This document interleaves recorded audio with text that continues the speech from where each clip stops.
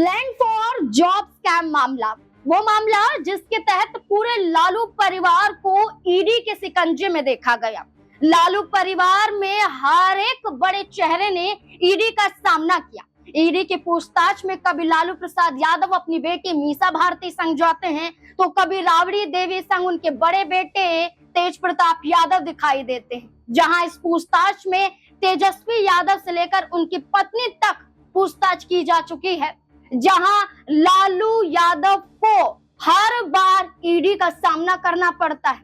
ये वो मामला जिसके तहत लालू परिवार पर यह आरोप लगाए गए कि आम लोगों की जमीन को हड़पने का काम आपने तब किया जब रेल मंत्रालय आपके अधीन था, और आप रेल मंत्री होने के नाते जनता से सिर्फ ये कहते थे कि रेलवे में नौकरी हम आपकी लगवा देंगे। उन युवाओं के भविष्य के साथ आपने खेला और नौकरी के बदले उनसे जमीन मांगते थे।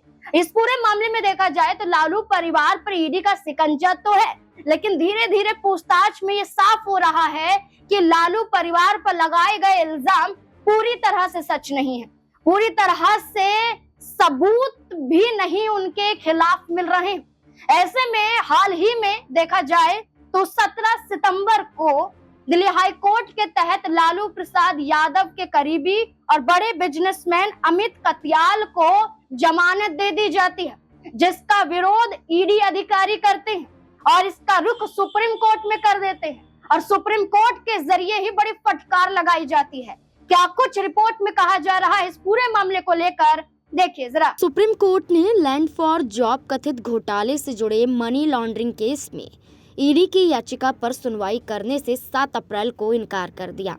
अपने फैसले में जस्टिस MM सुंदरेश और जस्टिस राजेश बिंदल के बेंच ने कहा कि वे दिल्ली हाई कोर्ट के आदेश में कोई हस्तक्षेप नहीं करना चाहती। दिल्ली हाई कोर्ट ने पिछले साल अमित कतियाल को जमानत दे दी थी।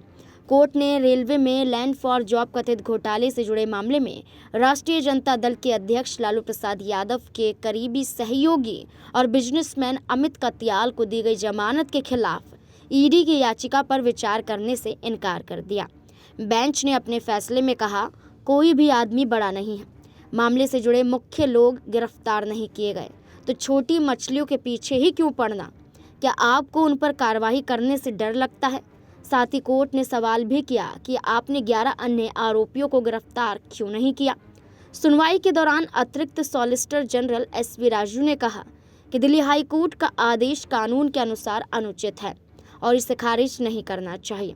हाई कोर्ट ने पिछले साल 17 सितंबर को अमित कतियाल को जमानत देती थी और जांच एजेंसी ईडी की नीति को चुनिंदा तरीके से लोगों पर निशाना साधने वाला बताते हुए इसकी निंदा की थी। ईडी ने कतियाल को 10 नवंबर 2023 को prevention of money laundering act PMLA के अलग अलग प्रावधानों के तहत गिरफ्तार किया था। उन्हें 10 लाख रुपए के निजी मुचलके और इतनी ही राशि की 2 जमानतें देने पर हाईकोर्ट ने फैसला कर लिया था। आपको जानकारी के लिए बता दें कि मनी लॉन्ड्रिंग केस में राष्ट्रीय जनता दल के अध्यक्ष पूर्व मुख्यमंत्री लालू प्रसाद यादव के परिवार के कुछ अन्य लोग भी आरोपी हैं। अधिकारियों ने बताया है कि ये मामला मध्य प्रदेश के जबलपुर स्थित रेलवे के पश्चिम मध्य जोन में ग्रुप D की नियुक्ति से जुड़ा है। ये नियुक्ति 2004 से 2009 के बीच लालू प्रसाद यादव के रेल मंत्री होने के दौरान हुई। इन नियुक्तियों के बदले में RJD अध्यक्ष के परिवार और सहयोगियों के नाम पर जमीन उपहार में दिए गए या फिर उन्हें हस्तांतरित कर दिया गया। अब आपको बता दें कि इस पूरे मामले पर ईडी को फटकार सुप्रीम कोर्ट ने लगाई है। ईडी अधिकारियों को फटकार सुप्रीम कोर्ट से लगी। सुप्रीम कोर्ट ने कहा, जब तक दिल्ली हाई कोर्ट के तहत पूरा फैसला सामने नहीं आ जाता है, इस पर हम सुनवाई नहीं करेंगे।